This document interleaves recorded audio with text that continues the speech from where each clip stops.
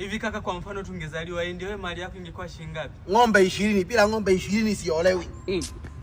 India hamnaga ng'ombe. Basi milioni 20. Je, wewe?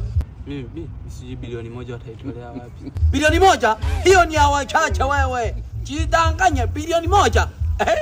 Baba, hiyo ni ya wachache. Kwa kipi? Eti kaka samani. Kwa mfano eti wewe ungekuwa umezaliwa India, eti mali yako ingekuwa shilingi ngapi? Yaani mimi ningezaliwa India kwa jinsi nilivyo handsome hivi. Kwanza kila siku ningekuwa naolewa upya na vunja. Naolewa upya na vunja. Alafu mali yangu sasa ingekuwa shilingi bilioni 1. Haishuki haipungui. Bilioni 1 nimewahi mimi.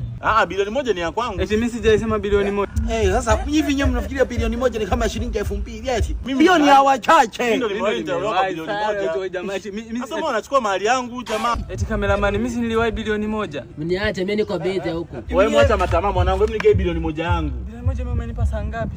Nipe bilioni 1 yangu basi mzee vipi? Au hapa na ng'ombe zetu. Tupe ng'ombe zetu. Wewe ng'ombe umenipea wapi? Si nimekupa ng'ombe. Kwenye story tu na ng'ombe nimekupa. Ana ng'ombe ni bilioni 1 na ng'ombe hiyo mimi sasa. Wewe mimi ng'ombe umenipea wapi? Eti nimekupea wapi?